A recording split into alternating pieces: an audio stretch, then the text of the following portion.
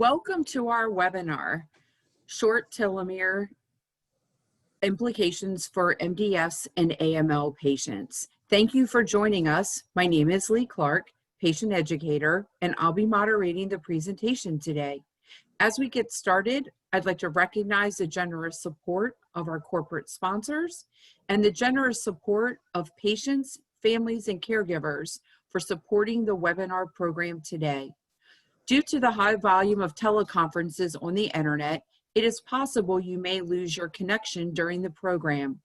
If you are unable to view the webinar online, you can call in to hear the audio portion of the program using the call-in number in your reminder email. Today's program will be archived to our website within 2 to 3 business days. You will be notified by email when it is live and ready for viewing. Immediately following the presentation, there will be a question and answer session. Please feel free to submit your questions at any time during the presentation. To submit a question or comment, open the Q&A window in the lower part of your screen. Type your question or comment in the small text box window, and when you have finished typing, just hit enter. We'll do our best to get to all questions today.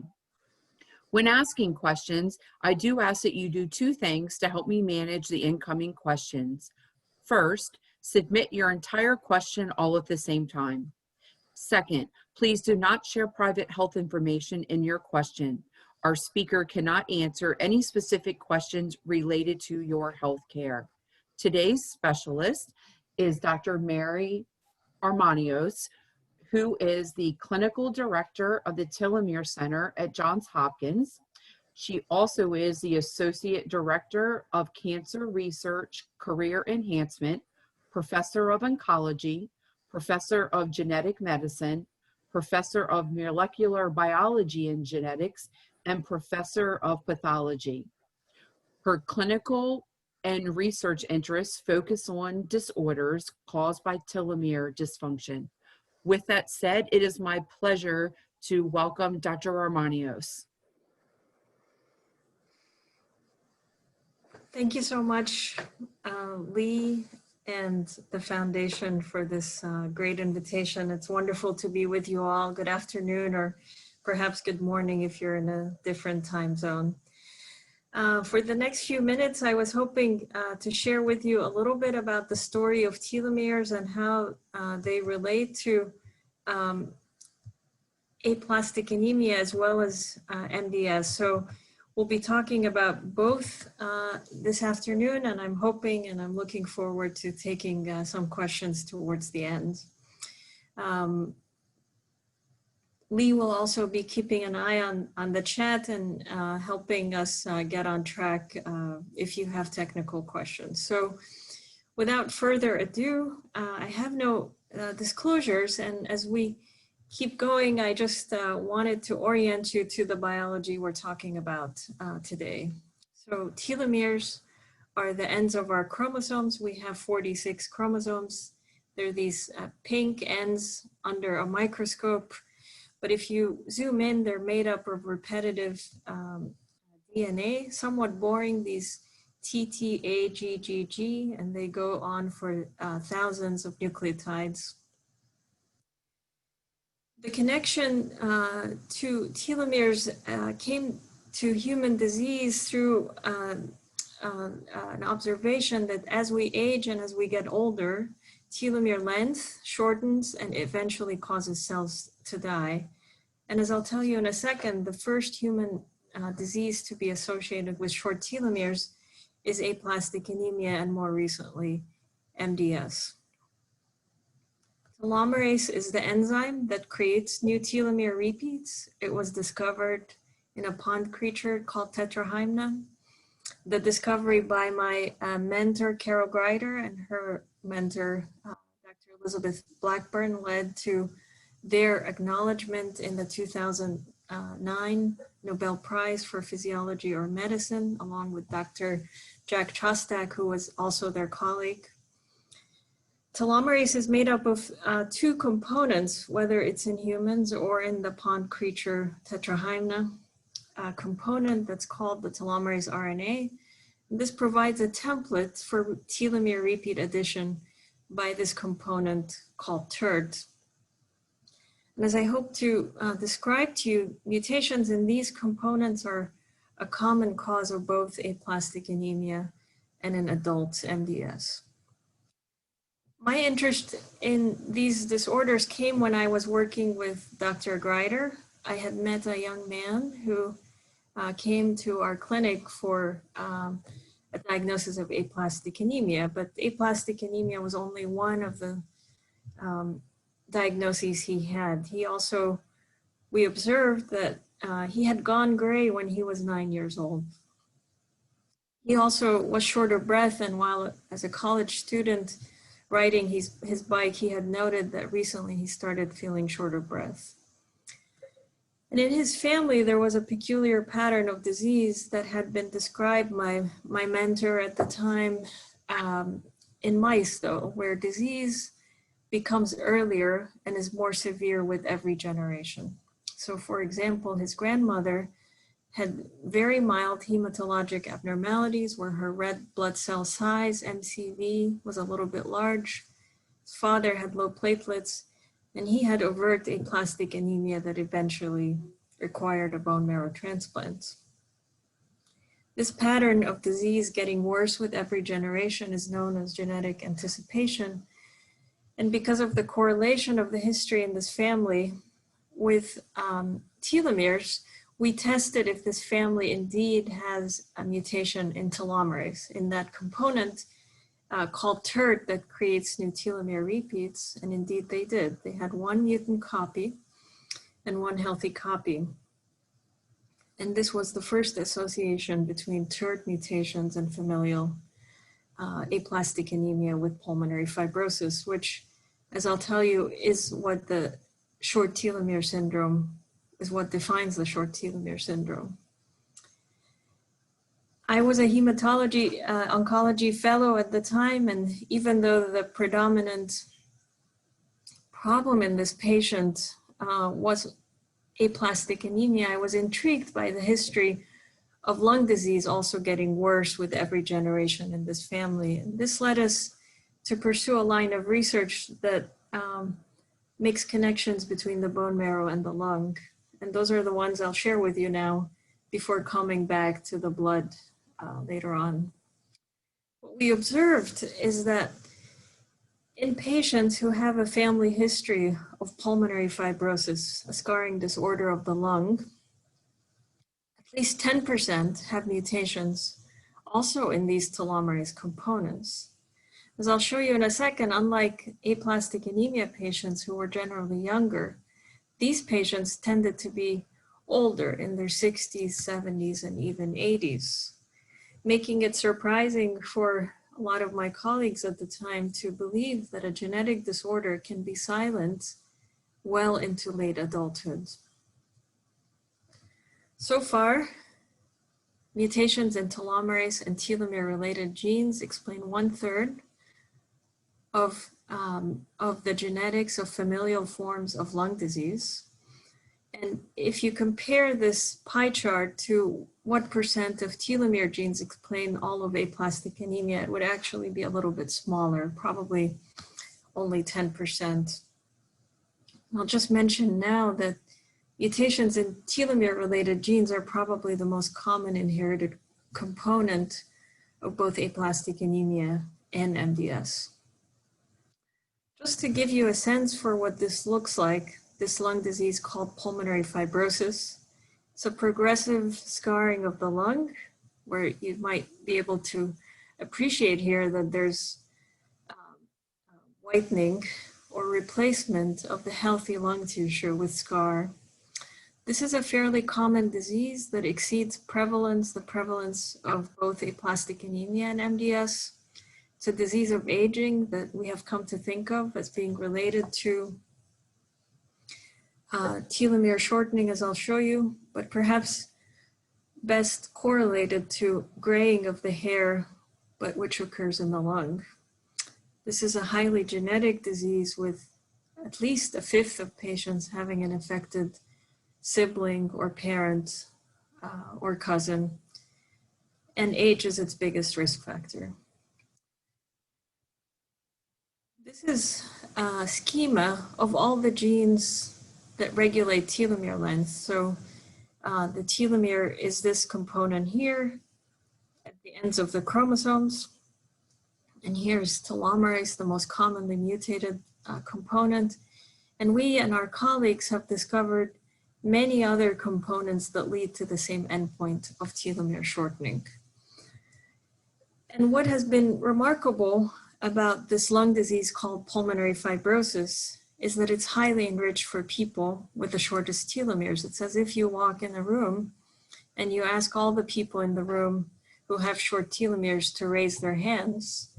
And then you ask the same people in the room who has IPF or pulmonary fibrosis, idiopathic pulmonary fibrosis, and it's the same exact identical people. If I show you here, this graph, it reflects the age and the telomere length on the y-axis. This is the range of normal. And in a disease that's not associated with the telomere, you would see each of these dots, which represents the average telomere length in the blood of these patients, to be distributed evenly across the nomogram. But instead, these people tended to cluster on the lower end of the curve. In fact, the person who had the lowest blood counts was this individual with the shortest telomere length. She did not have the diagnosis of aplastic anemia except after her lung transplant, when she was given immune suppression, her blood counts dropped and unfortunately died from sepsis. Since then, this patient's case and others we've seen have led us to believe that telomere length may be a marker of bone marrow function, even in people who don't have overt aplastic anemia. And those individuals, if they're older but challenged, may also develop phenotypes of aplasia or, in some cases, MDS. These early observations in a few families that I've had the privilege of taking care of led us to describe a syndrome wherein there's organ failure in both the bone marrow, the lung, and the liver. These are pictures of healthy bone marrow biopsy and CAT scans from an individual who has no lung disease and a healthy liver. But what happens when the telomere is short, there's an ineffective or organ failure that may be mistaken for autoimmune destruction, but it's in fact a marker of aging, where the bone marrow disappears or becomes very weak in its function. The lung ages and the liver also ages, and you might be able to appreciate that this liver much more nodular in its edges than the smooth, healthy liver. This is what we've called the short telomere syndrome.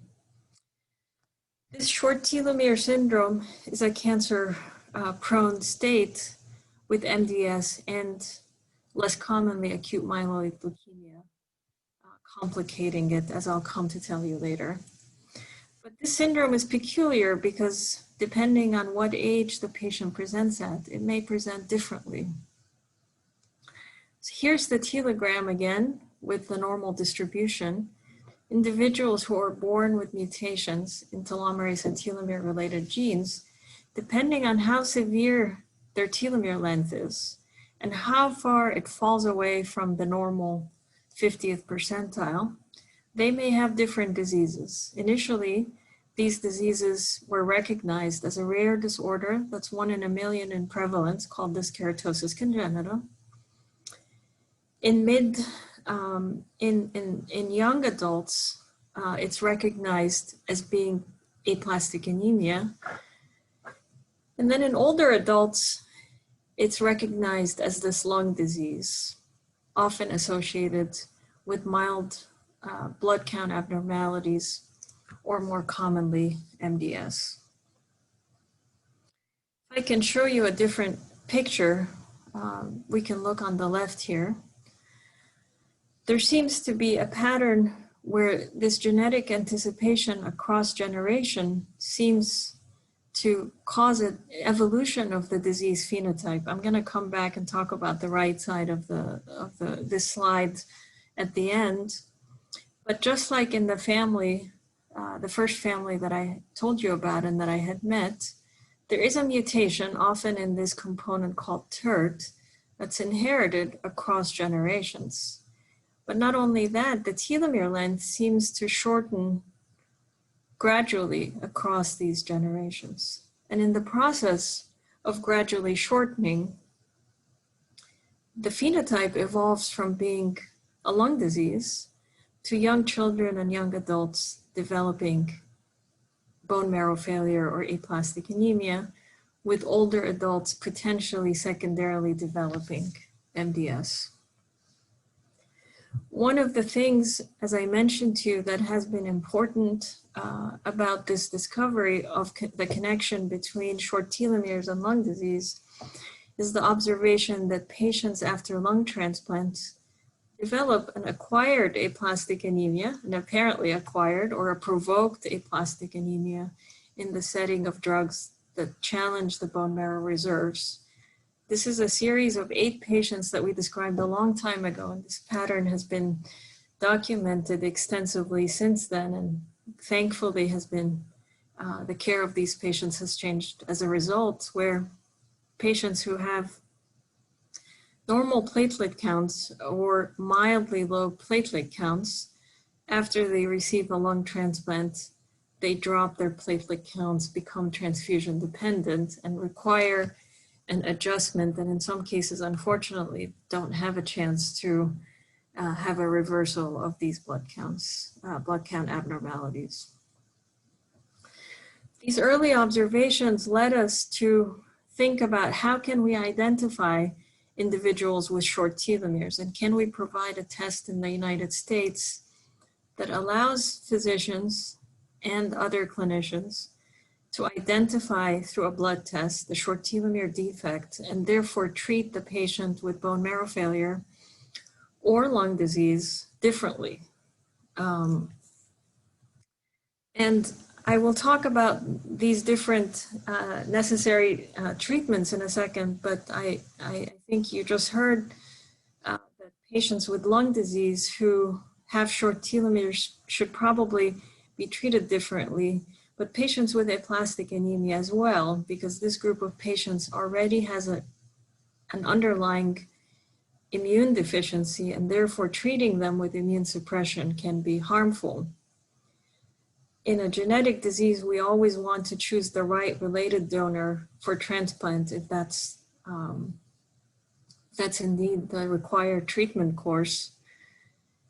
And then these patients who have aplastic anemia are at risk for liver and lung disease, and therefore knowing that in advance can help with their management and avoiding toxicities of drugs that we may otherwise use commonly.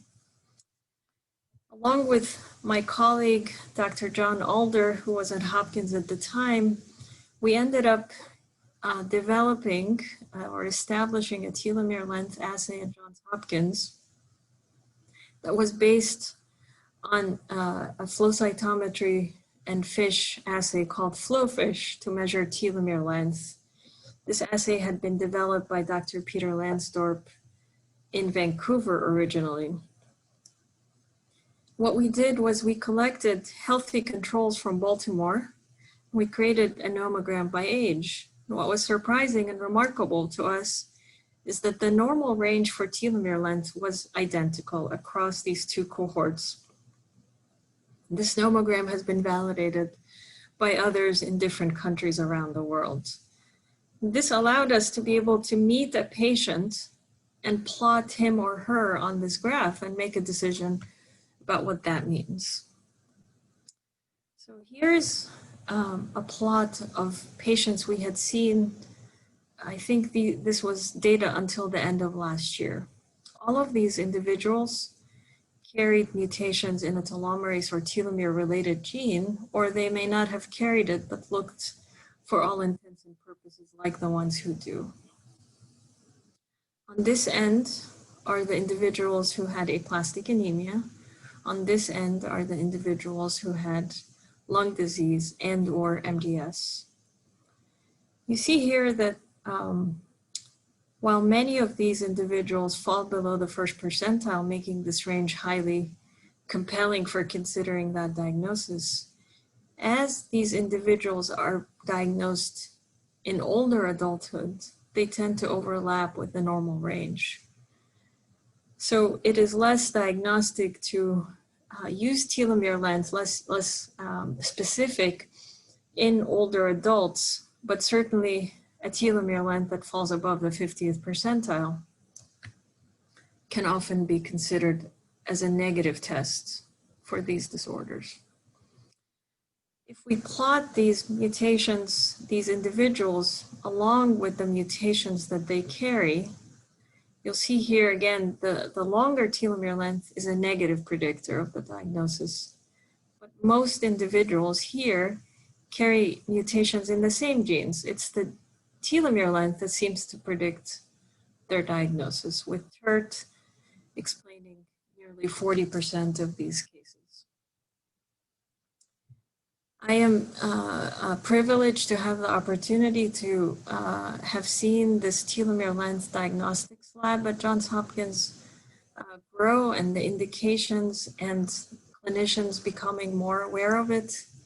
These are the number of tests we've run, and I'm pretty sure, I'm confident that our numbers for 2020 have grown. You'll see most of the clinicians who've used this test are outside of Hopkins, and we support clinicians from all over the world. I wanted to come back to one of the first studies we did in aplastic anemia to see if telomere length can distinguish acquired forms, including PNH positive aplastic anemia, from those that are inherited. This is a simplified schema of the hematopoiesis hierarchy. As you know, there's hematopoietic stem cells that give rise to all the blood components, as well as immune components. In acquired aplastic anemia, the progenitors are destroyed, and therefore giving immune suppression may help restore the life cycle of the parent hematopoietic stem cell. But in inherited forms, especially in telomere-related inherited forms, there's exhaustion of the hematopoietic stem cell, aging, if you will, and therefore giving immune suppression may actually cause more harm. In the meantime, clinically, the bone marrow biopsy is going to look identical for both situations. Can we use telomere length to identify and distinguish these conditions, and therefore treat them with more precision? And the study, before I go on, I'll just reference this example from a long time ago, in early days, where Dr. Neil Young and his colleagues reported that there are some cases of aplastic anemia, such as this patient, where a related donor who may not have been recognized to have the same condition was attempted to donate stem cells, and that attempt failed because the donor did not have enough stem cells. This makes it even more important to make this diagnosis for both the patient and potentially for an asymptomatic relative. And those are some of the established and more common indications for telomere length testing, and they have been for the last few years. This is the experiment to distinguish acquired from inherited forms of aplastic anemia. We took 40 patients, and we plotted their telomere length, and we did a genetic analysis. All the ones in blue ended up being responsive to immune suppression therapy. All the ones in red had mutations in telomere-related genes, but there's also some who had mutations in other genes, such as RUNX1 and ligase 4. The people who had telomere-related bone marrow failure had much, much shorter telomere length, whereas the people who had acquired aplastic anemia, who responded to immune suppression, had normal telomere length, even several years after the treatment was completed. These patients should not have had immune suppression, and if they had, like we have unfortunately some old examples from before these diagnostic tools became available, they may have developed serious and potentially life-threatening infections. These individuals can tolerate and may even respond to immune suppression. So I'm going to switch now from the topic of aplastic anemia to cancer, in particular MDS, and I'm going to introduce it by telling you that a lot of the science with telomeres started out with mouse work by basic scientists, and when they studied mice that had short telomeres, they found a lot of chromosomal abnormalities, and that led them to believe that individuals with short telomeres may have a lot of cancer. But actually, when we went back to our very large cohort, potentially one of the largest around the world, we found that the cancer rate was relatively low. Only 13% of patients developed cancer, and most of these were after the age of 50. So they were age dependent. The most common cause of death in these syndromes is still pulmonary disease. What types of cancers do they get? Well, they get the cancers we're talking about this afternoon, with MDS being the most common, and more rarely acute leukemia. Less rarely solid tumors, and so I'll tell you that's limited to, in general, males with a specific genetic defect that's inherited. Here's that data. MDS and AML most commonly occur in mid to late adulthood, with solid tumors being more associated with mutations in this gene called DKC1. So how do we make sense out of this? Well, the first thing I'll tell you is that the MDS AML patients who had the same genetic defect as aplastic anemia patients had longer telomere length. Moreover, when we looked at the age, MDS and AML patients had much longer telomere, were much older than the patients with aplastic anemia. The average age here is in the 20s, whereas the average age here is in the 6 decades. Moreover, this type of MDS looked like an inherited form of MDS with a common abnormalities in chromosome 7, and as you may know, these chromosome 7 abnormalities are often associated with other inherited syndromes that lead to both aplastic anemia and MDS. When we looked at the bone marrow of these patients, we found that many of them had hypocellular marrow. So you may remember from my earlier slides, in aplastic anemia, the marrow is completely empty. And even when these patients develop MDS or AML, which we know are supposed to be clonal or cancer-like processes, these cancers cannot proliferate very well. They are limited by the low, the limiting factor of short telomere length. And these observations may allow clinicians to potentially have a higher suspicion for these disorders when they look at the bone marrow, in addition to the clinical features we've been talking about. Dr. Armanios, could you Yes, explain what hypocellular means? Yes, thank you so much, Lee. This is a picture of the bone marrow biopsy. In the most common forms of leukemia and MDS, there's this packing with each of the purple dots that are very far in the picture, being a cell. When you look at this, you see a lot of cells, so perhaps we can call this hypercellular. In contrast, you see that this bone marrow biopsy shows patchiness, and therefore we call it hypocellular.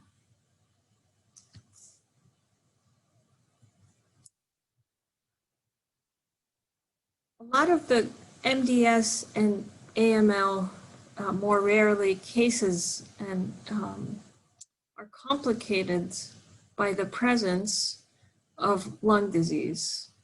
So what I'd like to say is that these MDS cases tend to often be low grade and fairly well behaved, but unfortunately patients who have this syndrome often suffer from the lung disease. So this is a family where the father and both of his sons all had both lung disease and MDS, but the main primary complication was the lung first before the leukemia or MDS. Here's another picture of this which shows the sequence of events in the patients we've studied, and I think this was the largest cohort of short telomere MDS that's been published so far. And this work, I should acknowledge, is done by my colleague Kristen Schratz, who recently joined the faculty in our group. The blue represents, let me just orient us here. This is the years after diagnosis. And most of the patients here had blue before red. The blue represents the lung disease. The red represents the MDS.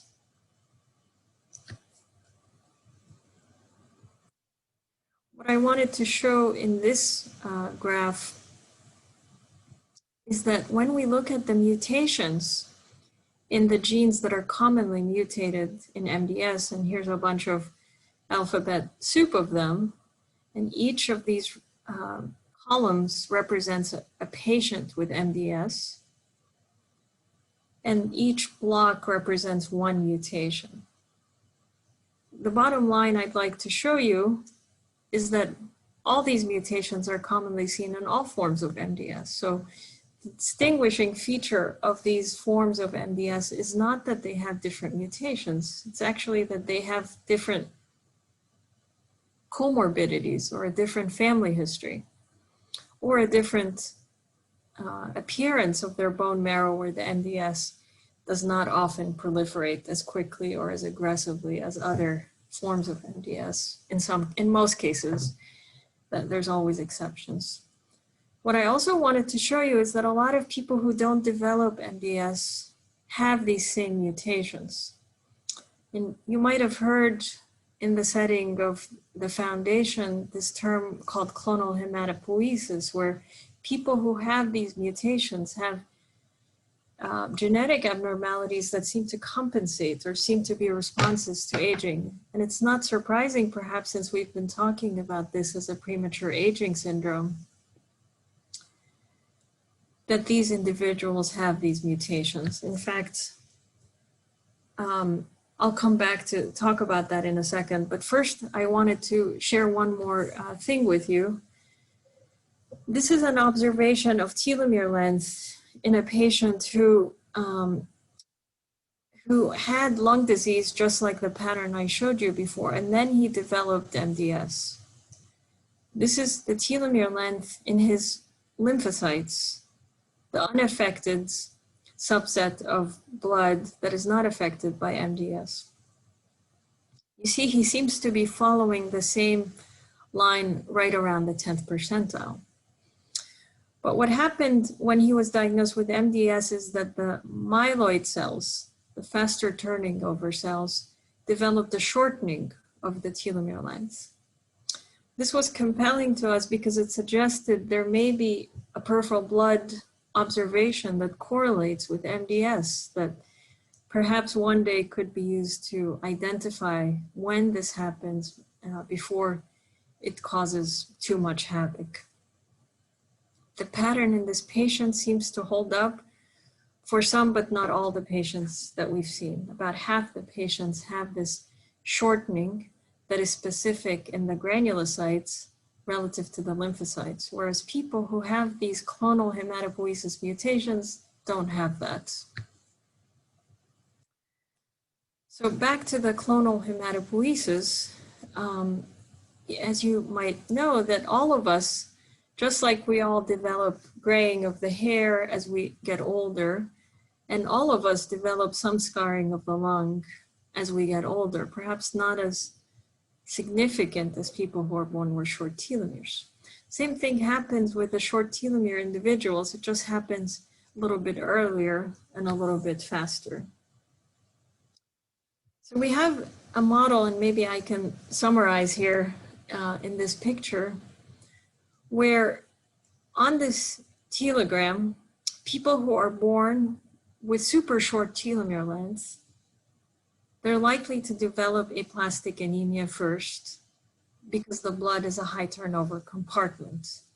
It's a highly productive factory of blood formation, billions of cells every day. And that causes stress on the telomere that's already short, and the telomere replicative potential runs out. In contrast, people who eventually develop MDS are born with slightly longer telomere lengths. They're more likely to develop this clonal hematopoiesis, and some of those individuals develop MDS, but this MDS tends to be hypocellular, as we just clarified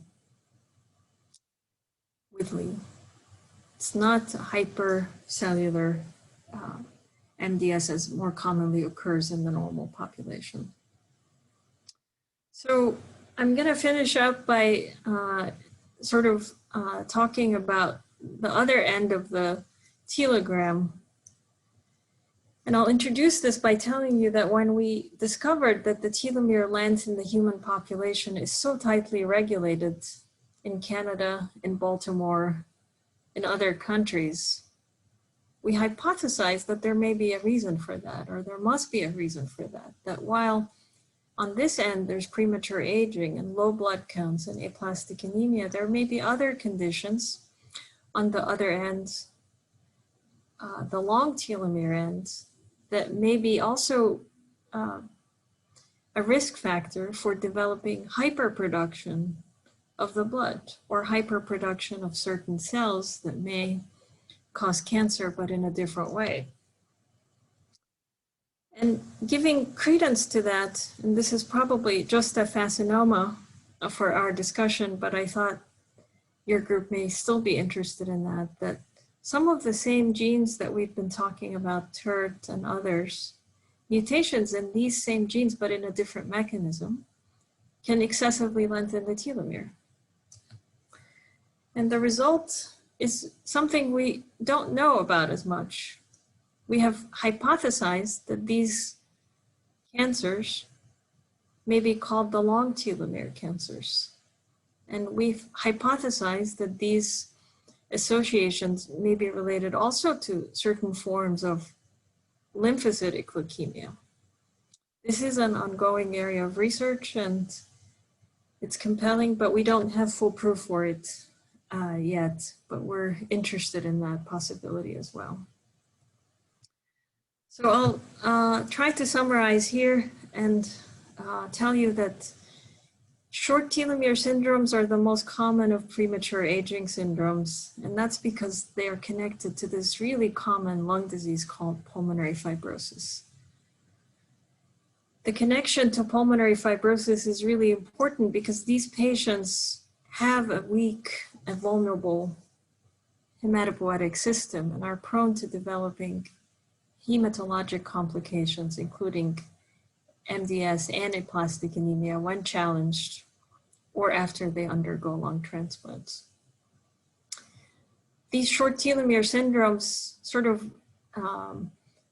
can have complications that span the interests of the foundation, with children developing aplastic anemia and adults being more prone to MDS.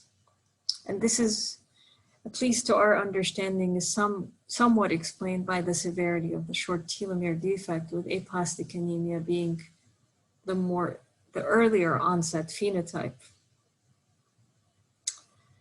I didn't go into all the data, but I'll tell you here that the literature supports that these short telomere syndromes are the most common cause of inherited forms of aplastic anemia and probably adult onset MDS AML. And this has implications, as we talked about, for donor choice and for the use of immune suppression.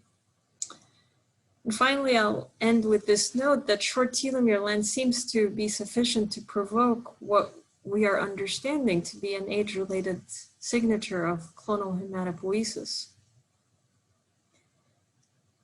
And what's compelling is whether there the telomere is the only explanation for age-related clonal hematopoiesis, or there may be others.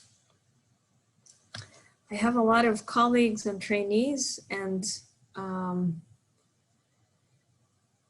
collaborators that I'd like to acknowledge here, and I think you know some of them who are advisors to your great foundation. And with that, I'll thank you for your attention, and I look forward to hearing and answering some questions. Thank you very much. Thank you so much, Dr. Armanios. We have a few questions.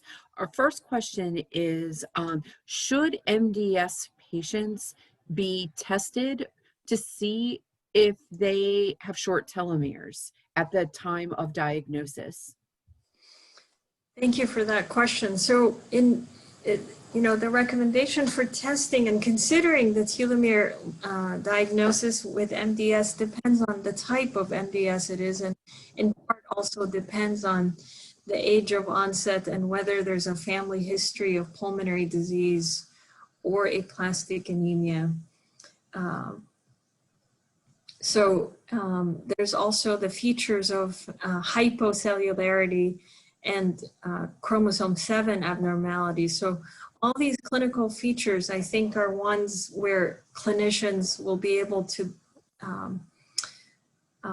judge whether that is a worthwhile test or not. Thank you. And how do the short telomeres, how do they affect?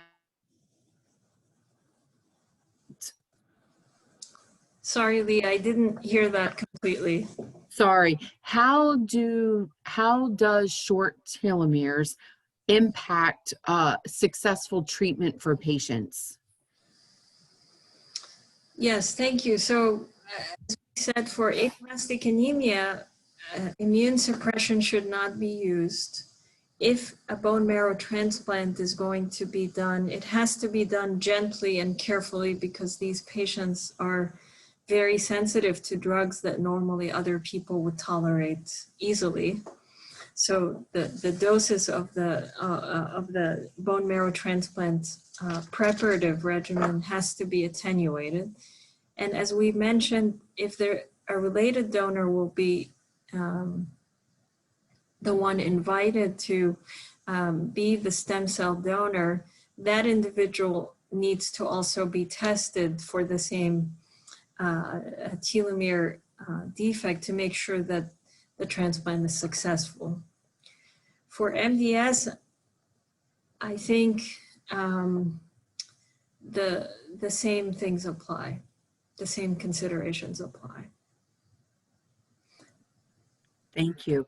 Are there any treatments to lengthen telomeres? That's a great question. And the pop culture has had a lot of conversation about that too. In our telomere center and in our medical circles, we are not aware of things that can lengthen the telomeres. This is sort of a fountain of age kind of, fountain of youth kind of question. And I wanted to show you at the end that excessively lengthening the telomeres can also have attacks with the long telomere syndromes. Of course, for individuals who do have short telomeres, there are things they can do to attenuate the effects of the short telomeres, and those individuals often have to manage their health a little bit with care because they are more fragile in general. And that works, lifestyle measures to sort of adjust to the short telomere. Remarkably, I think in my patients, I see it helping them. Thank you. Is short telomere syndrome hereditary? Yes, in most cases, it's hereditary across generations. In some cases, it can sort of start out of the de novo, as we say, but in most cases, 90%, let's say, it's inherited. Sometimes older generations may not show symptoms, because of this phenomenon of genetic anticipation, where the older generation gets disease at a later stage than younger generations. So, but in most cases, it's inheritance. Thank you. The question says, what lifestyle adjustments are you referring to for those with short telomeres? I think that my patients seem to come up with their own, people who live in rural areas and people who live in the cities and people who have different kinds of jobs, they adjust differently. I don't prescribe it to them. I think they teach me and they show me how creative they can be. So I'm sorry, I don't have advice that way. Thank you. Our next question reads, my husband's story is strange. We received diagnosis of MDS in his 20s. He's now 47 and has become transfusion dependent in 2017. Early 2018, he had a transplant, an unrelated donor. He was diagnosed with IPF in April of 2020, finally tested genetically, and was found to have dyskeratosis congenita. My question is, when the BMT happens before lung transplant, does he risk the MDS returning? When the BMT happens before the lung transplants. So let me comment on the case that you've described. That I'm happy to talk offline, of course, but I'm not sure how to answer the question specifically about the BMT. The story that you mentioned is not atypical for the syndrome we're talking about, where the aplastic anemia happens in young people, and once they receive the bone marrow transplant, that carries them over the hump. Unfortunately, they often have to leave to deal with the next complication, and that often is in the liver or in the lung. So the story you're describing sounds like one I've heard many times. I don't know how I can answer the other question. I'm sorry. If there's more clarification, I'm happy to clarify. I don't think the lung disease is not related to the transplant. This is partly the natural history of these disorders where adults get lung disease. Okay, thank you. And I'm not sure if you're able to answer this one, but the question is, can you discuss the imetelstat clinical research studies for MDS?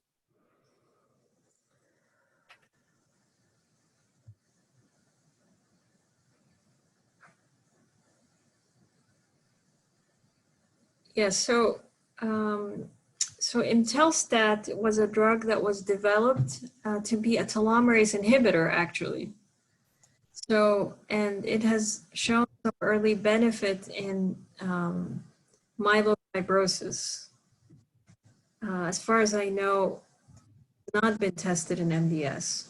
But what I'd like to, if it has, I'm sorry, I'm not familiar with that literature, but what I'd like to say is that even though it was developed as a telomerase inhibitor, most of us in the field believe that its effects and its benefit in myelofibrosis are not dependent on its effect as a telomerase inhibitor. They're probably related to an off-target effect that is not connected.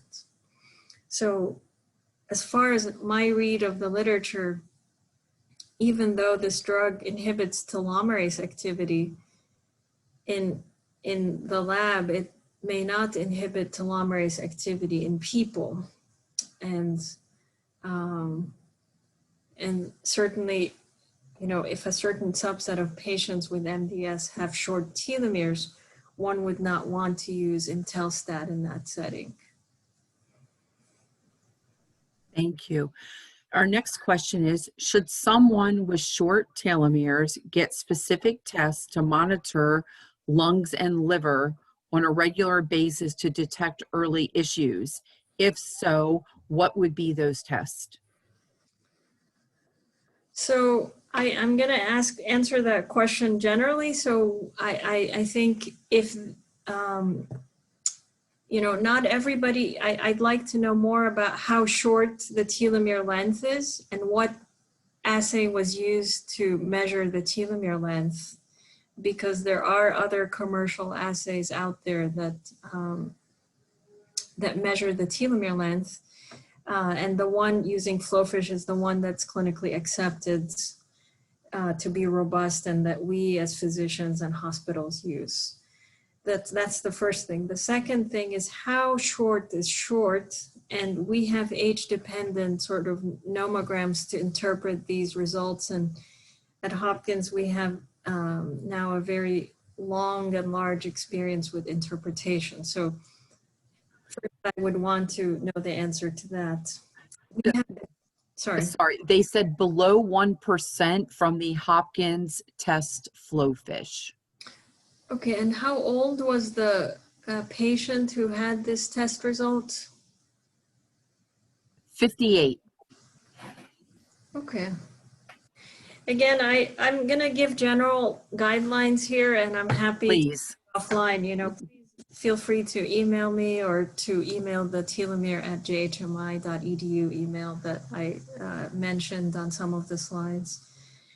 But what I'd like to mention is that we have a telomere clinic, and it has existed for now 15 years when we first recognized that there's this group of disorders. And we have a fairly tailored approach by age group and by sort of looking at a certain time point, and by looking carefully at the telomere length, both lymphocytes and granulocytes, and we come up with an individualized plan for each patient, depending on where their blood counts are, depending on where their health is at the time. So that makes it a little bit complicated because we don't give a one-size-fits-all recommendation, but it does, I think, help us monitor patients closely when we need to and leave people alone and reassure them when we can. In general, for the risk of lung disease in people who have documented mutations, not short telomere length, I'm talking about mutations, we discuss with them the risk and benefit of a CAT scan sometimes. And we talk about what it means to identify the scarring early versus later. And that's a long conversation. And I'm happy to pick it up on an individual basis later on if the questioner would like to ask more. Great. And Dr. Armanios, we have another question that's pretty specific for a patient's question. So I'll get you connected with this other patient who's asking a question regarding aplastic anemia and short telomere syndrome. So I'll get you all connected offline.